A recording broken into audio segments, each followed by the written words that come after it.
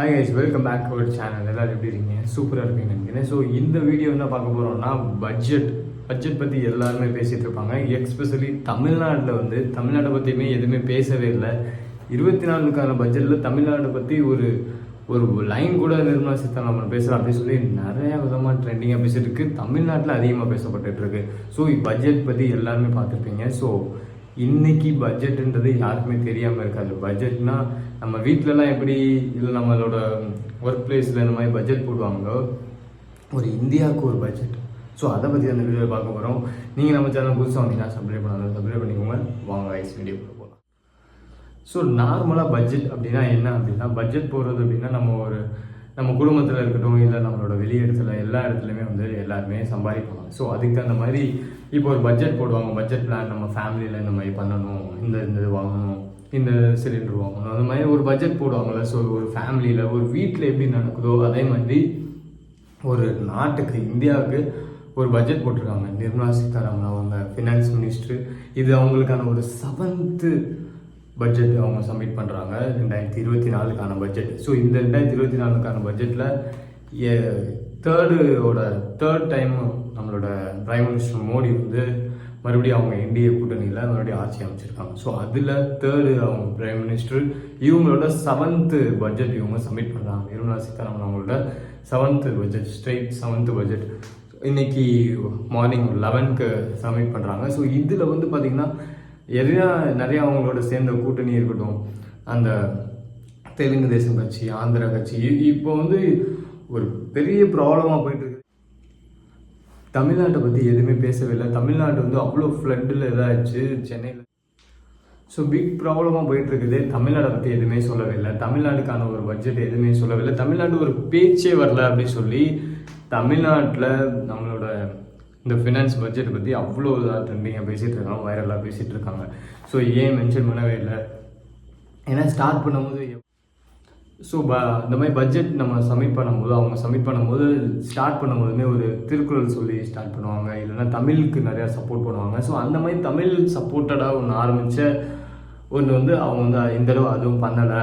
டோட்டலாக தமிழ்நாடையே இக்னோர் பண்ணாங்க. ஏன்னா தமிழ்நாட்டிலேருந்து ஒரு 40 MP ஒரு 0 பிஜேபி சீட்ஸ் வந்திருக்கு, அதனால் கொடுக்கல அப்படின்னு சொல்லி நிறையா விதமாக பேசிகிட்டு இருக்காங்க. ஸோ அதெல்லாம் என்னன்றதை இந்த வீடியோவில் பார்ப்போம். ஏன்னா இந்த தடவை பட்ஜெட் 2024 பட்ஜெட் இவங்க சப்மிட் பண்ணிருக்க பட்ஜெட் பார்த்தீங்க அப்படின்னா, இவங்க பீகாரில் மட்டும் பார்த்திங்கன்னா, பீகாரில் கட்டமைப்பு திட்டங்கள்னு சொல்லி ஒரு 26,000 அவங்க அலோகேட் பண்ணியிருக்காங்க. ஸோ பீகார் மக்கள் எல்லாருமே ஹாப்பி, நானும் ஹாப்பி. எல்லாருமே டெவலப் ஆகணும், எந்த ஒரு அரசியலும் எந்த ஒரு கரப்ஷன்ஸ் இல்லாமல் அவங்களுக்கான அந்த பட்ஜெட்ஸ் அவங்களுக்கு போய் இம்ப்ளிமெண்ட் ஆகணுன்றது எல்லாரோட ஆசைகள் தான், நல்லது தான். அதே சேம் டைம் ஆந்திராவில் பார்த்திங்கன்னா ஒரு சிட்டி டெவலப் பண்ணுறதுக்கு, அந்த சிட்டி பேர் பார்த்திங்கன்னா அமராவதி. ஸோ அந்த ஒரு சிட்டி டெவலப் பண்ணுறதுக்கு 15,000 crores அவங்க ஸ்பெண்ட் பண்ணுறாங்க. ஸோ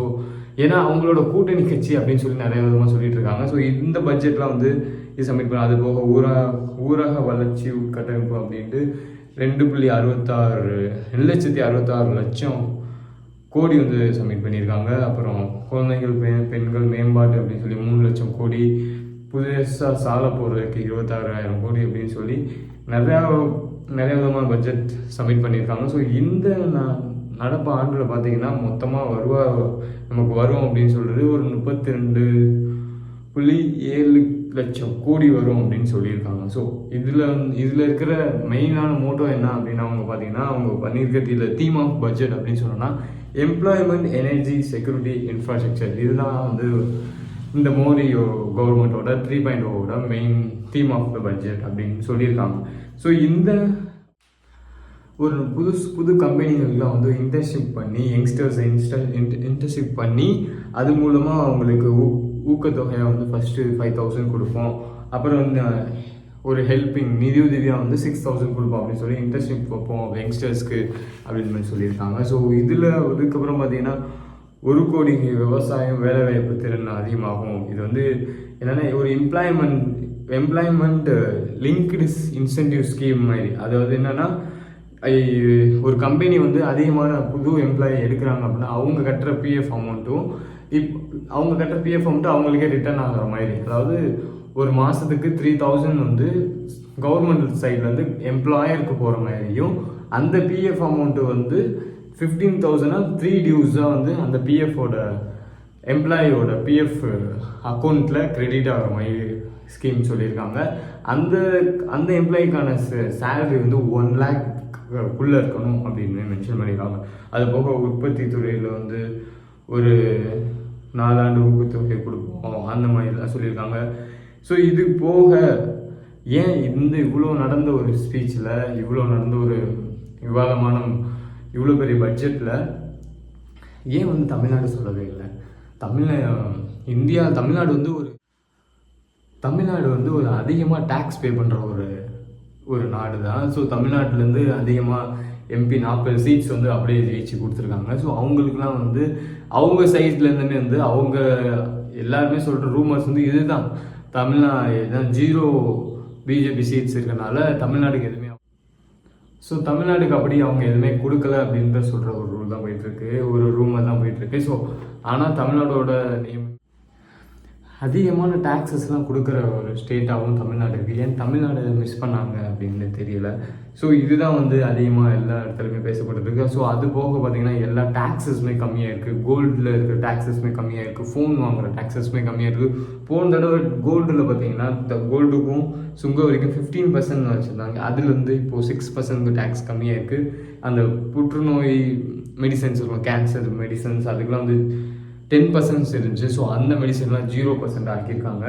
செல்ஃபோன் இந்த இதுக்கெலாம் வந்து எலக்ட்ரானிக்ஸ் சார்ஜர்ஸ் இந்த டிவைசஸ்க்கெலாம் வந்து 15-20% வச்சு. ஸோ இந்த இயரில் நடக்க போகிற எக்ஸ்பென்சஸ் பார்த்தீங்க அப்படின்னா 48,20,000 15-12 crores வந்து எக்ஸ்பென்ஸ் ஆகும் அப்படின்னு சொல்லியிருக்காங்க. ஸோ ஏன்னா லாஸ்ட் டைமோட இந்த டைம் வந்து 24 இந்த பட்ஜெட்டில் வந்து 16.9% வந்து இன்க்ரீஸ் ஆகிருக்கு எக்ஸ்பென்சஸ் அப்படின்னு சொல்லி ரிவைஸ் ஆகிருக்கு அப்படின்னு சொல்கிறாங்க. இது வந்து ஏன் வந்து தமிழ்நாடுக்கு மென்ஷன் இல்லவே இல்லைன்றது யாருக்குமே ஒரு புரியவே மாட்டேங்குது. ஏன்னா தமிழ்நாடுமே அவ்வளோ டேக்ஸ் பே பண்ணுற கண்ட்ரி, எல்லாருமே வளர்கிற கண்ட்ரி, எல்லாருக்குமே நிறையா டெவலப் ஆகிற நாடு. ஸோ இந்த மாதிரி இருக்கும்போது ஏன் வந்து எதுவும் பே பண்ணல? இந்த பட்ஜெட்லாம் வந்து நீங்கள் என்ன நினைக்கிறீங்கன்றதை கமெண்ட் பண்ணுங்கள். ஸோ இதுதான் வந்து இன்றைக்கி வந்து பட்ஜெட் நிறைய பேர் பேசிகிட்டு இருப்பாங்க. ஸோ நம்ம லேட்டாக வீடியோ பண்ணாலும் இதுதான் வந்து அனலைஸ் பண்ணி கொஞ்சம் பண்ணுறதுனால கொஞ்சம் லேட் ஆச்சு. ஸோ இதுதான் வந்து அதெல்லாம் இன்றைக்கி நடந்த பட்ஜெட்டு. இன்றைக்கி 23 காலைல 11 மணிக்கு ஃபினான்ஸ் மினிஸ்டர் நிர்மலா சீதாராமன் அவங்க வந்து சப்மிட் பண்ண பட்ஜெட் இதுதான். ஸோ இந்த பட்ஜெட் வந்து நம்ம எப்படி உங்களுக்கு தோணுது, இது அட்வைசபுளாக இல்லையா? ஆனால் அது போக 3 lakhs வரைக்கும் வந்து ஏர்ன் பண்ணாங்க அப்படின்னா சேலரி வந்து 0 டேக்ஸ் தான் அவங்களுக்கு. அது போக அவங்க வந்து 7 to 10 lakhs வரைக்கும் ஏர்ன் பண்ணுறாங்கன்னா 10%, 3 to 7 lakhs வரைக்கும் அவங்களோட ஆனுவல் இன்கம் இருந்துச்சு அப்படின்னா 5%, இந்த மாதிரி 10 to 12 lakhs 15%, இந்த மாதிரி வந்து அவங்களுக்கு டேக்ஸஸ்மே இருக்குது. சேலரி பீப்புளுமே இது வந்து புதுசாக இருக்கிற வருமான வரி தான். ஸோ பழசு இருக்கிறது சேஞ்ச் பண்ணலை. அவங்க முக்கியமாக இம்பார்ட்டன்ஸ் கொடுக்குறது அக்ரிகல்ச்சர், சமூக நிதி, உட்கட்டமைப்பு, ஆராய்ச்சி, ஃபஸ்ட்டு இந்த நெக்ஸ்ட்டு ஜென்ரேஷனுக்கு இது நாங்கள் வந்து சீரமைச்சு கொண்டு போகணும் அப்படின்னு சொல்லியிருக்காங்க. ஸோ இதுதான் இன்றைக்கி நடந்த பட்ஜெட்டு. இதை பற்றி யாருமே தெரியாமல் இருக்கவே இருக்காது. தெரியலை அப்படின்னா கண்டிப்பாக தெரிஞ்சுக்கோங்க. ஏன்னா நாட்டில் என்ன நடக்குது, ஊரில் என்ன நடக்குது அப்படின்றத என்னால் முடிஞ்சளவு கொண்டு வந்து உங்களுக்கு சேர்க்க முடியும். அப்படின்னா நீங்கள் சப்ஸ்கிரைப் பண்ணலாம், என்னால் முடிஞ்ச இன்ஃபர்மேஷன் உங்கள்கிட்ட ஷேர் பண்ண முடியும். இந்த வீடியோ பிடிச்சிருந்துச்சு அப்படின்னா லைக் பண்ணுங்கள், ஷேர் பண்ணுங்கள், சப்ஸ்கிரைப் பண்ணுங்கன்னு சொல்ல மாட்டேன், பண்ணுங்கள். அப்போ தான் நம்மளோட டெய்லி வீடியோ மேக் பண்ணுறதுக்கு ஒரு எனர்ஜியாக இருக்கும். ஸோ இதுதான் ஆனால் பட்ஜெட்டு. நீங்கள் என்ன ஃபீல் பண்ணுறீங்க அப்படின்றத ஒரு ஈகோ இதெல்லாம் இல்லாமல், அந்த பாலிடிக்ஸ் நான் இவனுக்கு தான் சப்போர்ட் பண்ணுவேன் அந்த மாதிரிலாம் இல்லாமல் இது நியூட்ரலாக இல்லையா, நீங்கள் என்ன ஃபீல் பண்ணுறீங்க, உங்களுக்கு என்ன தோணுது அப்படின்றத கமெண்ட்ஸில் கமெண்ட் பண்ணுங்கள். இன்னொரு வீடியோவில் நான் நாளைக்கு பார்க்குறேன் கைஸ். Bye guys.